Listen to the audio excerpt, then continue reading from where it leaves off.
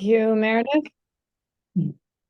Welcome, everybody. Thank you for coming today and joining this group. My name is Kaya Bricks, and I'm with NOAA Fisheries in Alaska, based in Fairbanks. And together with Lisa Rome from NSF, we co-chair the Arctic STEM collaboration team within IARPC as a foundational activity of education, training, and capacity building.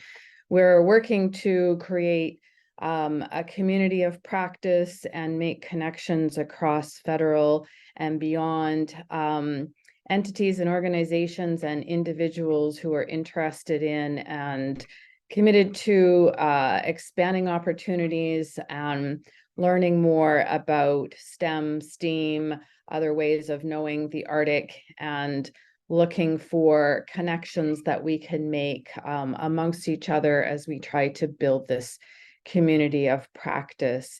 So thank you for joining us today, and we are really honored to have with us Maggie Benson and Aron Crowell from the Smithsonian Institution. I will let them each tell you a little bit more about themselves. Maggie is based with the Smithsonian in Washington, D.C., and Aron is based in Anchorage, Alaska. So we're thrilled to have them here today to talk to us about a new project that they have developed as a partnership for culturally responsive STEAM education in Alaska. And, we kind of use this label of STEM, but I think we all recognize that particularly in Alaska, it's much bigger than that. And there are other ways of understanding the Arctic beyond our traditional science, technology, engineering, and math. So we're happy to see that they've incorporated the arts into that and looking at how they integrate with communities within Alaska. So I'm going to turn this over to Maggie first, and she will give you her own introduction and start us off, and followed by Aron, who will also then give us his introduction and his contribution to this presentation. Thank you. Thank you so much. Thank you all for having Aron and I here today to talk about our project. I'm Maggie Benson, and I am the Distance Learning Manager at the Smithsonian's National Museum of Natural History. Here I produce and I design digital learning experiences. So I'm a museum educator and a learning designer. And today I'm excited to talk to you about a project that I'm working with Aron on. We're co-PIs on this project, and I'll introduce it in a moment. If Aron, you just want to introduce yourself before I dive in. Hi, everyone. I'm Aron Crowell. I'm the Alaska Director of the Smithsonian's Arctic Studies Center. I'm an anthropologist, archaeologist, but the work of our office includes not only research, but a very broad program focused on education. And so I'm very pleased to have a chance to talk more about that and how we're connecting with this DC-based initiative. Excellent. So I am going to share a presentation with you today. I have about 5 or 6 slides, and then I'm going to pass it off to Aron so he can provide more context for the Alaska based project. Our project is called the Community-Based Approach to Culturally Responsive, Sustaining Science Education. It's a little bit of a mouthful. And this is coordinated by PIs from several different Smithsonian units. And what's unique is we have a project team that spans our Natural History Museum in DC, the Arctic Studies Center with Aron's team, but we also have a couple of folks in our anthropology and our repatriation office, and we're working with the National Zoo. And so what we're aiming to do is to pilot new ways of collaborating with community to create models for ourselves and for others to reflect processes for co-creation that essentially work within a culturally responsive and sustaining framework. So essentially what that means is we're really focusing on how we're working rather than the what. The what's also important, but we're really focused on process here. So the primary driver for this project is really the vast and the persistent achievement gaps between white students and other racially minoritized identities, especially in science, and poor graduation rates among Black and Native American students compared to white students. Graduation rates among Native Americans in Alaska and among Black students in Washington, D.C. are some of the lowest graduation rates in the country. Also, there is continued uneven progress in increasing racial and ethnic diversity in STEM jobs. And finally, teachers' expectations of students strongly predict achievement, and research has shown that teachers are racially biased. And so, our project team is comprised of anthropologists, archaeologists, repatriation managers, and education managers from the Smithsonian. And we intersect a lot with K-12 to be able to produce programs, professional development experiences for this audience. And we saw a really lovely opportunity to be able to address some of these problems through our unique lens, which is natural history science, conservation science, and really anthropology, and a lot of the great cultural work that Aron's team does. And so we set out with two big goals: to collaborate with community to really define the issues and to co-create the solutions in the form of science education experiences. And we aim for those experiences to be grounded within a culturally responsive framework. We kind of set out to do this in terms of like a design-based research approach, but it's really looking a lot like an action research approach, where we are working with our community stakeholders to co-define the problems, come up with solutions together, and then we will be embarking on those solutions together in the next year and a half, and kind of doing cycles of that with reflection and iteration. And so we're using this culturally sustaining responsive framework. It depends on who you're talking to. Right now, sustaining is kind of the more popular term, but it has three core criteria to meet it. First is academic achievement, and promoting academic achievement for all students and believing that all students are capable of success. The second piece is really cultural competence, and that's really about affirming students' cultural identities and building their cultural competence for themselves and of others. And finally, developing students' sense of critical consciousness about social inequities in their worlds. So it's important to note that culturally sustaining pedagogy really isn't an activity or a lesson, and there isn't one way to do it. It's really a holistic approach to teaching.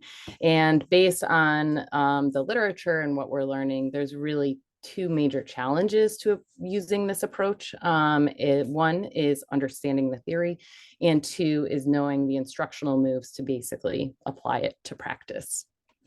And so we saw a unique opportunity there to work in that space with teachers and community. And here are some of the benefits for this teaching approach. It has been shown to promote students' academic achievement while uplifting and affirming cultural identities rather than sacrificing them. And significantly, it's an approach that uplifts all students, but especially those with marginalized identities in the United States. Also, it's worth noting that since it was first introduced in 1995, the identity that you're really catering to, it really considers the multiplicities of identities that characterize our youth today. And it also recognizes that culture isn't static. All right, so what are we doing? We are basically creating an approach that's like creating a system. We're convening community partners who are dynamic and functional kind of individually and in their own communities. And we're bringing together people and organizations and groups for a unique system and project. And we have 2 project sites in Alaska and in Washington, D.C. And each of our teams have overlap and we're working together, but the projects that we're embarking on are specific to each of these locations. And so each project team has 3 primary types of collaborators: K-12 and higher education, community stakeholders, which are knowledge keepers, cultural heritage organizations, research and conservation organizations, community connectors, and Smithsonian units. So right now, the lead PIs on this are the Natural History Museum and the National Zoo, but we have some other Smithsonian units that are emerging as partners that I think Aron's going to talk a little bit more about. Okay, so we're getting more focused here. This is a brief snapshot of the Alaska project that Aron and his team are leading. And this is a brief slide to be able to provide context that about the roles and kind of responsibilities, or the components rather, of this project. And so this project, woven together, Tapronet Research and Tegumiat Art, I hope I said that correctly, is really focused on the Yupik Women's Tegumiat, which is a dance fan that's used in ceremonies. And in those dance fans is woven beach ryegrass. And so there are 3 parts to this project, and they're all interconnected, interdependent. And there are 16 total partners coming together at different stages of this project. And so in the first part of the project, it's really focused on researching and harvesting tapronet beach ryegrass. And this is really where our Smithsonian Environmental Research Center is coming into play, where there is a research project looking at the harvest times and where the grass is growing due to impacts from climate change and habitat destruction. But there are also components here of native knowledge keepers harvesting this beach grass with communities in different locations, with intergenerational learning and storytelling woven together through the program. Another central piece to this project is a series of workshops that will happen at different locations in Alaska, where there will be workshops about making these dance fans with native knowledge keepers and different stakeholders coming together in these workshops. And finally, there is an educational component where the people who have been, the education folks who have been involved in this project in parts 1 and 2 will actually co-create with partners curriculum for K-12 teachers. To make that concrete, there are master's students from the University of Alaska Fairbanks at the School of Education who will be involved in parts 1 and 2. And so as part of their master's program, they will create curriculum based on their experiences in this project. And let me see.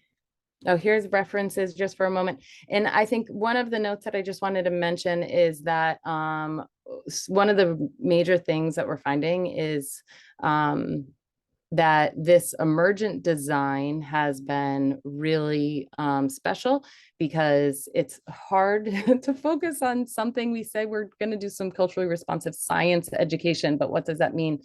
But once we really are bringing these partners together, the pieces are falling into place really well, like they did for the dance fans in Alaska. Our Alaska or our DC team, rather, we have a lot of community partners in place, but we're still kind of looking for that dance fan to be able to catalyze all of it around. But the diversity of people and groups and ideas are really making this project work. So I'm going to pass it over to Aron, who can provide more context about the Alaska project. I kind of gave a brief overview. Great. Thanks, Maggie. Meredith, are you going to show my slides, or should I share screen? I have a PDF version, but if you can try sharing, and then if not, I will. Yep. Aron, I can share for you if you want. I think we've got it here. Okay.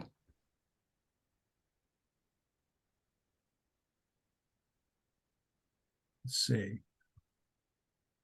It should be playing though. It's not. Start from, there we go. Okay. Yep, looks Everyone see good. that okay? Great. Well, yeah, thanks to Maggie for talking about the overall learning design and the community-based approach. And as she mentioned, I want to explore that a little bit further for Alaska and to amplify some of her points with some specific activities. But I wanted to start with just talking a little bit more about some of the factors in why this program is needed in Alaska. And we did research in preparing this grant. And, you know, as it says here, about half of Alaska school districts have over 20% of students below the federal poverty line. Most of them receive federal Title I funding to support education. And although Alaska Native students are about 21% of the overall K-12 population in Alaska, they're 50 to 75% or more in many of the rural districts. And then, as Maggie mentioned, Alaska Native educational achievement is low by, you know, test measurements, particularly in science, with a low graduation rate, about 68%. And there are a couple additional points. There's definitely a present lack of culturally responsive science curricula for teachers to work with and have access to. There's also the problem of high teacher turnover.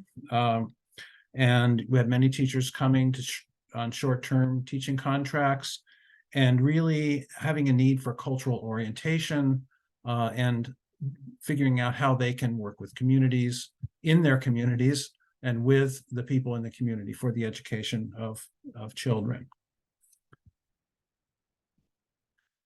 So we started with a broad look at the programs and practices already established around the state.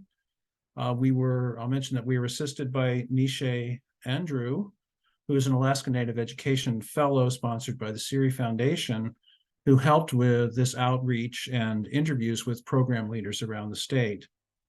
And our framing question was, what does culturally responsive education mean in Alaska?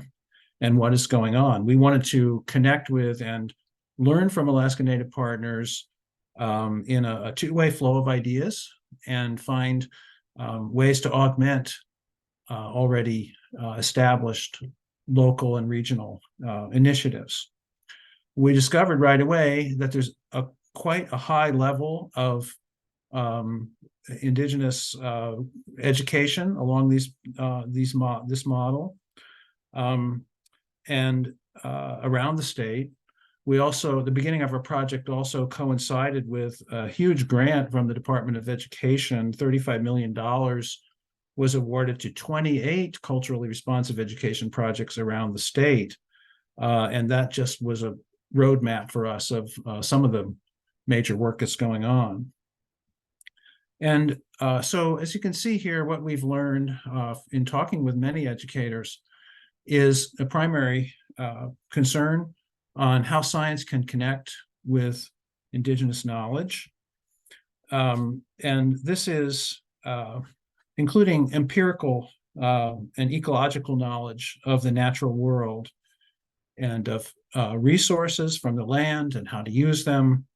That's flowing through cultural knowledge and design to cultural production. And that, to me, is the formula for what STEAM means. This is an integrated STEAM education, involves those elements. We also have heard a lot about the necessity of embedding this kind of learning in languages and cultural practices. And we're seeing how this philosophy is being implemented both in the classroom and outside the classroom. Now, within the classroom, there's a focus on the state science standards. And we have a very fortunate circumstance. Alaska is very progressive in this way.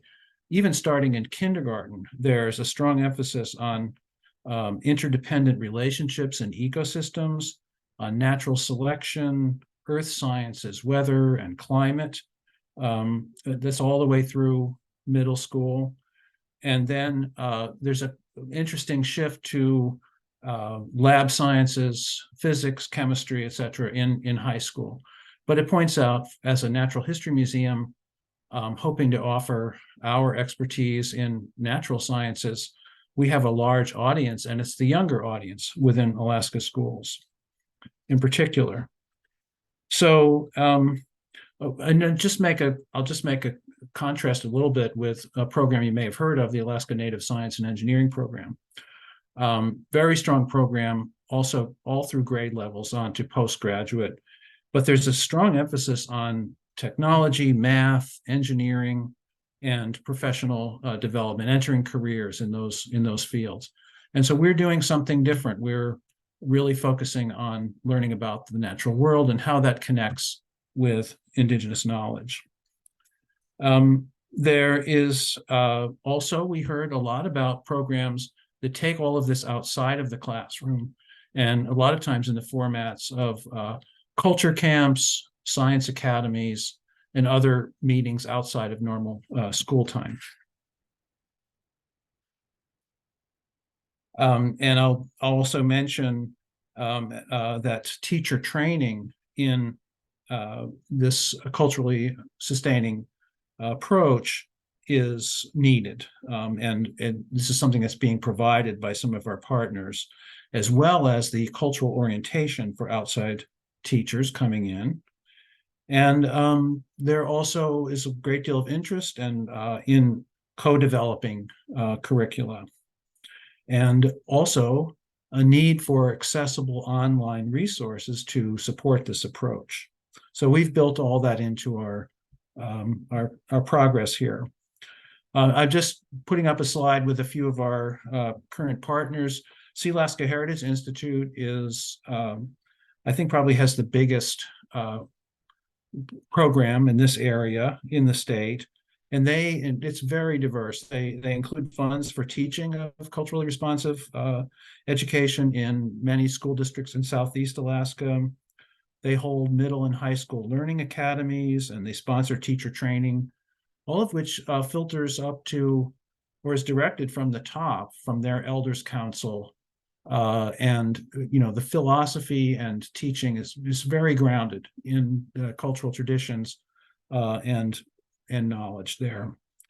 They also hold a very interesting annual conference in culturally responsive education with over 500 attendees, which we're planning to attend and present our work, and also helping to support the conference. Another one represented here is Project Grad. This is just a small sample of the programs that are going on. That is working with Kenai Peninsula communities, and main feature of that is putting counselors in local schools in Nunwalek, Port Graham, Tyonek, Ninilchik, and several other communities in that region. And they're there to help students on pathways into post-secondary education, partnering with universities, partnering with local scientists. And we have this very fortunate connection there with both the Pratt Museum and the Katchmack Bay National Estuarine Research Reserve. And that has a connection to our Smithsonian Ecological Research Center. So there are Smithsonian scientists who are working right in the same region, and we are tapping them, and they're very willing to join in on this project. A third strong partner is Bristol Bay Native Corporation. They have a wide range of programs, including orientation for incoming teachers. They also, as Maggie mentioned, sponsor a Masters of Education program at University of Alaska Anchorage. That is to train up their teachers for their region to do good work in this type of teaching. And we also, another partner not shown here, but is the Anchorage School District, which represents over half the students in the state. And they have made it clear that they would welcome any new curricula that we produce, and it will be used across the system. So we have a big audience there standing by. Now, Maggie mentioned the grass weaving and dance fans project. Oh, well, sorry, I forgot to mention Learning Lab. This is our platform where we can put all of this cultural material. We've been working with Alaska Native artists and elders and culture bearers for 25 years now. And the results of all that work, including a number of already produced curricula, are available here. It's a great platform, Smithsonian platform, and you can work. Whatever curricula are created can go up on here, and local teachers can also add their own resources and use this in a very creative way. And the dance fan project, Maggie mentioned a few elements of that. This is an example project of how all of this can come together, working with local partners and with these science resources and the museum. There will be artist faculty and from Bristol Bay and the Kenai Peninsula doing teaching. There's a strong emphasis on the ecology of grasslands and wetlands and the underground root systems and everything. This is all part of the science learning associated with this and the harvesting of the grass. We will be working with the Bristol Bay Foundation funded teachers at UAA as they develop this co-developed curricula with us and with the other experts. And so it ties all of these elements together, which I mentioned. And just to make a few conclusions, I think we're very much in the middle of this. It's developing, but I'd say the grant has afforded a great climate of learning and experimentation, co-design and collaboration. And we do see it as a model for Smithsonian and possibly other agencies to collaboratively build and support locally initiated culturally responsive programs. Our present focus has been on South Central and Southeast Alaska, really just for reasons of scope and time, but there's a great potential for statewide expansion. And we have a platform to put the work on, the digital platform. And I also see this as groundwork for the STEM hub that IARPC has envisioned. And our office in Anchorage will continue to focus on the work and maybe welcome other federal partnerships in it. So we're very happy to share all of this with you today. And thank you for the opportunity.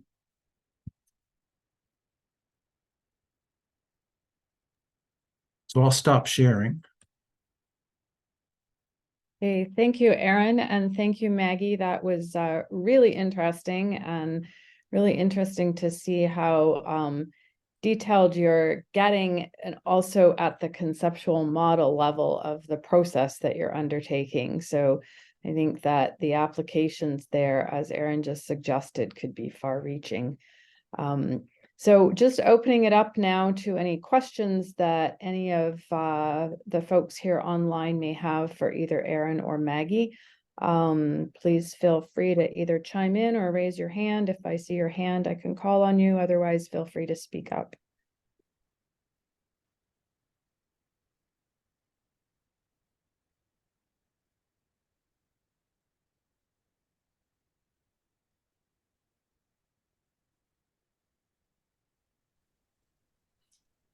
Oh, go ahead, Lisa. Thank you. That was a lovely presentation, and the photographs are beautiful. I was just wondering, so you made an example of working with the grasses from the grassland. Can you give us another example of some sort of a curriculum you're developing? This is our one element of our partnership. I think, as you know, Lisa, we as the Arctic Studies Center, we've been doing this similar kind of approach for quite a few years, and it has involved working with Alaska Native artists and school districts. I mean, and this has been another great one I'll just mention has been on cedar carving and producing these spirit whistles that are part of Tsimshian culture. And that turned into community workshops, a curriculum with small Gyak Tsimshian language component to it. We did another project along these lines having to do with moose hide tanning. And both of these are just two examples of had really strong ecological components. How is climate change affecting the cedar forest in Southeast? How is it affecting animal populations and how you actually go about tanning? So it's that same integrated approach, but we're through this grant able to come at it in a broader way and to just starting with the Tabernac project to really develop a model for doing a more comprehensive view of bringing in teachers and developing curricula. So I see this as a more developed example of something that we've been working on for a while. And I can mention, I didn't go into detail for the DC team because we're still essentially identifying what is going to be our anchor in terms of the science research piece of it. But right now we're strongly considering air pollution monitoring with air pollution with a complement of like a social science project where we are connecting students via like different methodologies that would allow them to take pictures and create their own narratives about their sense of place. A lot of the things that we're hearing from our DC communities are really rooted in equity issues with access to outside and nature and safe spaces and healthy spaces. And so we're looking at tools to be able to empower students in communities to be able to use science to better understand their spaces and create a stronger sense of place and community. And so stay tuned for what the science anchor is. We have like 4 different options that are kind of all circling right now, but there's a lot of rooting in really kind of social justice kind of issues when it comes to climate change, clean air, clean water, safe space. Thank you. Maggie, Imagine oh, sorry, Lisa, if you had. Lisa, did you have some other? I was just going to say, I imagine it's hard to choose a particular subject and really focus in. So I think there are probably many different ways you could go with it. So that's exciting. Yeah, and as we're also listening to what comes across as a top priority from our community partners, and there's a lot of great ideas, and so it does come down to figuring out how we can put the pieces together.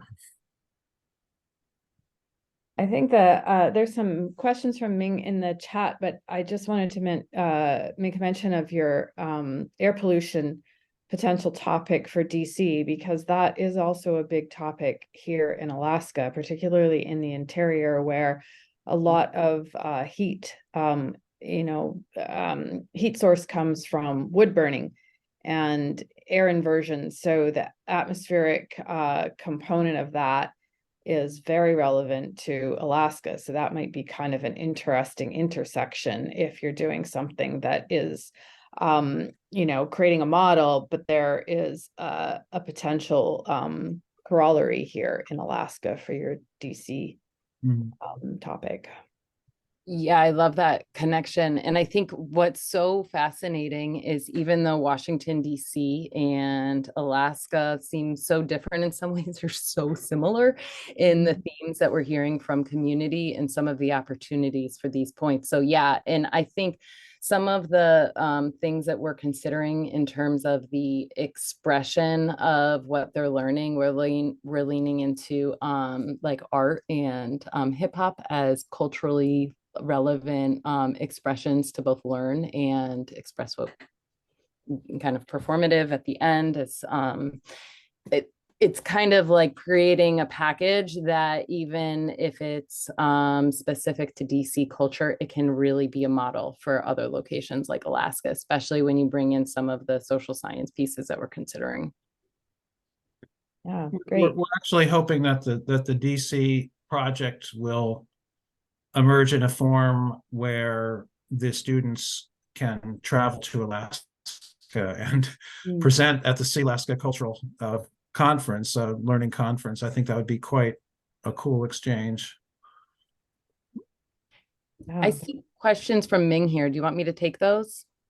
Yeah, Okay. I was going to read them out, but I think go ahead if you want to do both of those, Maggie. There's a question that he put in about the grade levels specifically, I'm assuming of K to 12, and then also about evaluation methods, just encapsulating those for people who might also be on the phone. Yeah, go ahead.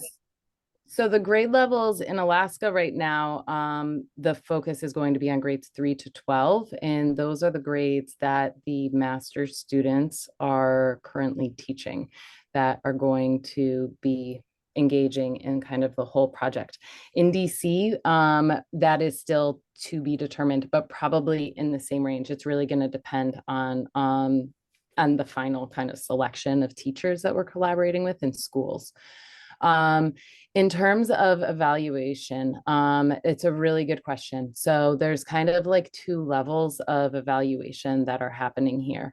There is kind of like the classic action research evaluation where we're aiming to produce a solution and test it. And there's almost like a proof of concept. Like if we build something, then that's one level of success. But in terms of the evaluation of the experiences that we're creating, we plan to use, we've been developing, our team at the Natural History Museum has been working with COSI out of Ohio to develop something called the Informal Science Education Evaluation System. And so this is a framework specific for informal science education, where we're really looking at common behaviors and levels of, or not all behaviors, common indicators, outcomes that happen in terms of informal science learning and experiences, and the different depths at which they happen. So you may spark interest and knowledge in behavior if you have a 6-week culture camp. So we're kind of taking that in. So we plan to use that as an evaluation methodology for the actual experiences. But kind of the third component for it is going to be our teachers. Like, what are our teachers seeing in terms of not necessarily measured standardized test improvement, but are their students engaged? Are they into it? Are they leaning into this? So those are some of the things that we're kind of looking at it from 3 perspectives. Can we get something off the ground? Is it working for teachers? And is it seemingly engaging students from that cultural perspective? And then is it meeting outcomes as we measure them from the Natural History Museum? And I think long-term we'll be getting evaluations from both rural and urban teachers in Alaska. So we're connecting with both. And especially if this really goes into Anchorage School District, we'll have a huge job. That's outside the time frame of the grant probably, but it'll continue. So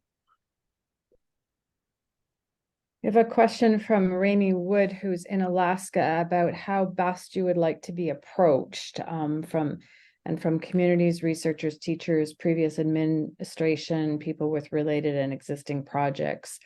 Is there a preferred way you'd like to hear from and learn from others? Rami, I would say just send me an email, send both of us an email. We should, I guess they're on our communications, but we'd love to talk to you directly if you're involved in this kind of work. And that our whole networking has been very informal. We're just talking to everybody at the stage and trying to learn as much as we can. So we'd love to hear about what you're involved in. Absolutely. That's fantastic. Thank you. And yeah, Maggie just put the contacts for Oh, herself great. and Aron into the chat. And Rami, if you can't read that, you can reach out to me and I can forward that information to you too. I know you have my email. Any other questions? I know. Question from Sarah Johnson. Go ahead, Sarah. This question mostly for you. I work as a non-formal educator, and I'm curious to know if you can point us to some. This is the first time I've ever heard of the term culturally sustainable pedagogies in science, and I've been like, as you've been talking, I've been like Googling for like frameworks and structures and tell us more. So if there's any resource, like a kind of a place you can point us to and put that like a web page or something in the chat, maybe a distilled version of academic papers, because academic paper, I'm looking for that framework or that, what we can use. And then this thing you just were talking about with informal science evaluation, same question. That's really, really helpful. Those are such applicable things to so many, that's transferable to so many things. I'm glad you think that. We hope that. So I'm going to put a blog from CASE that gives a good overview. We've done work since on updating this, but this gives a good overview. I'm putting it there now of this system, this outcomes framework, and Lisa, significantly, we had an NSF funded conference for it, I think in 2021, that brought together experts on it. So that is all kind of detailed in that blog. And I think my slides are going to be shared with the group. There is a references slide on that. I will put a distilled article that's really good from EdWeek, but the leaders in that literature, Gloria Ladson-Billings, who introduced it, and in Django Paris in 2012, who suggested the revision to culturally sustaining pedagogy. There's so many versions of that verb now in that pedagogical framework. But my references will include some of those articles if you see that, and I'm going to paste a good article here now. Yeah, that's great. That's great. Like, it's the word sustaining that I hadn't seen mixed into those words yet. So thanks. There's another version too, which I've seen, I think, applicable to more American Indian communities, which is revitalization as well. So okay. There's different takes depending on the author, which is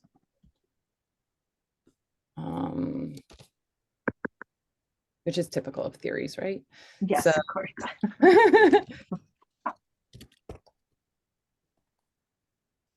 Hey, thank you. Thanks, Sarah. Thank you. Any other questions that anyone has? I'm sure there's lots percolating, and with Aron and Maggie's email in the chat here, I'm sure they would be happy if you reached out to them to respond via email to any questions that you might be formulating as you're thinking about this today or in the coming days. So I think it's a great opportunity to have their input to your thoughts. I make a suggestion. If any of you have accessible online resources from your agency, from your program, that would be potentially useful for Alaska teachers, just to tap into, whether just considering this grasses project. We had talked about iNaturalist and other resources that help you with identifying species, or it could be information about climate change that's relevant to plants in Alaska. So it's just kind of general things like that. We are challenged by and making some headway in thinking of good connections for teachers to use as part of their curricula that they're developing. So I have a feeling Noah and others may have good information. Okay, great. Thanks, Aron. We have about 9 minutes left, and there are two other things that we would like to briefly touch on. So I think we can move to those. I'd just like to thank Maggie and Aron very much for that really interesting presentation and sparking a lot of thought in many of us about how we're doing what we're doing and the intersections that we can make with your project. And very exciting to see that you're trying to create a model as well as trying to do something specific. And I think those are valuable to all of our efforts. Rather than, us reinventing wheels, we are looking for how we can do this in a more systemic and sustainable way. So I'm very keen on the idea of seeing how you bring this together in a model. Thank you. And just to move on to the two last items in our agenda. One is, Aron made mention of this, the idea of trying to create a one STEM hub. So sort of a two-way nexus resource for things STEM related to the Arctic. And we're kind of in the works of thinking about how to do this. You've heard us mention it before. One thing we'd like to do here is pull up a document that we're trying to synthesize resources into. Meredith, would you mind putting that in the chat? I think you might have that. Yeah, great, thanks. So if we could take just a couple of minutes, if there are things that you know of, even just a brief annotation of that or a title that we could follow up on. If folks could open that and drop anything into it, you don't need to read what's there at this point. We're just like giving the summary of the idea for a one STEM hub, the idea that we want to make a virtual effort at that for now, and ideally moving it into a real world concrete thing in a place. The Smithsonian is interested in potentially hosting that. So we're in a process here, and if there is anything that you can think of in your world to drop into this document, that would help us move this along. So if anybody has a thought there to put down, that would be very helpful. And can I add that we are initially focused on programs that support internships for students. That's what we've got at the moment. So yeah. I think we could go broader than that, but that's where we've started. Yeah. Yes. Good point. And Anne, I see you've said, can we call it a STEAM hub?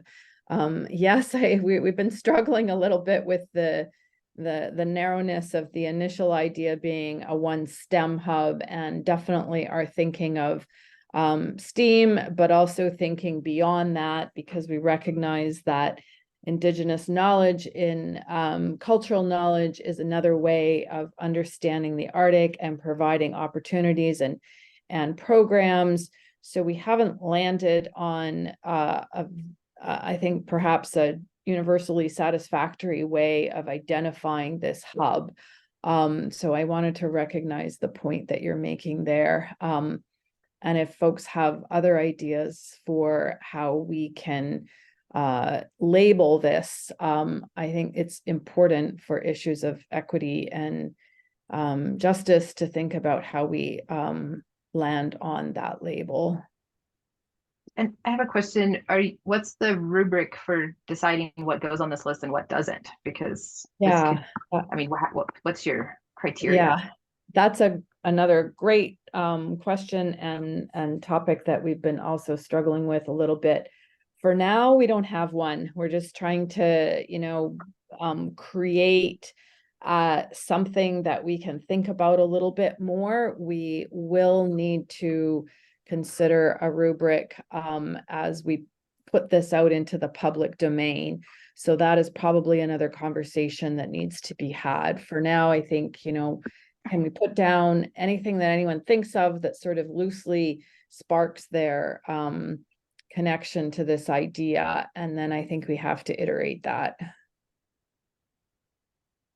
I could add, we love working with fellows and interns, and if their sponsorship for that could come from another agency, I think we could, it's worked out really well. I mentioned Nisha Andrew, who's at Yale.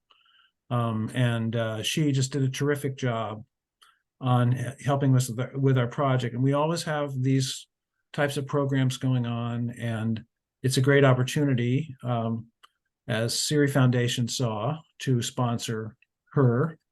And we've had other fellows through their museum sovereignty program, it's called, who have worked with us, as well as, all kinds of, working in all kinds of other spheres. But on the education side, I think there would always be something for someone to do and to have a good project to contribute to.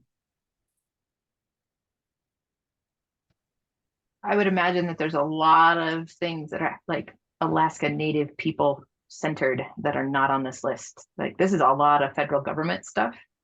And I would think that you would want to have a lot more of the programs that are actually created by and run by the people who actually are right there from Alaska. Yes, absolutely, Sarah. We kind of started within our own circle, and are, right here now is part of the effort to expand that circle. And if you have ideas for other places, we can even make it more expansive. Please send those to myself or Lisa. I'm going to put my email in here so that we can start to make better coverage of this. And Janet has a question about who's the focus of the hub. That, is a point of discussion, but I think broad as possible is one of the answers.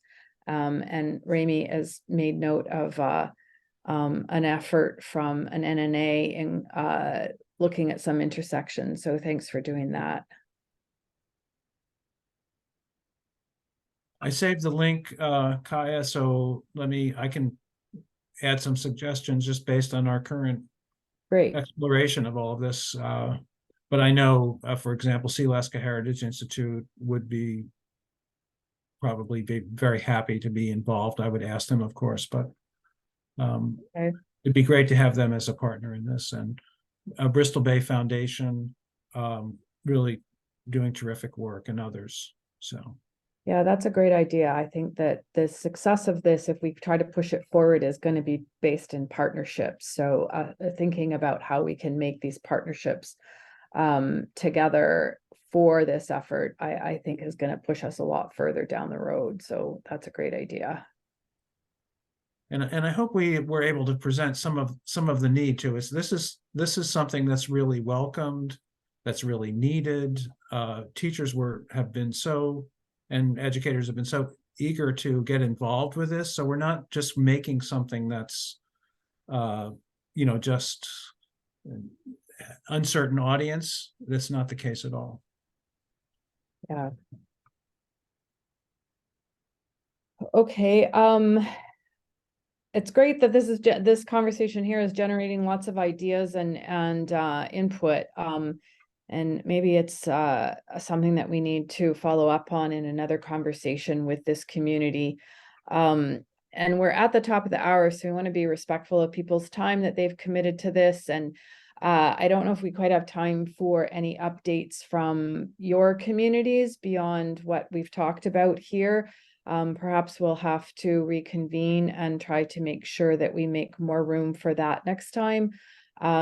So any last words from anyone? Lisa, do you have any last words before we close? No, just thank you for everyone for being here, and thank you to our speakers. Wonderful presentation, Aaron and Megan.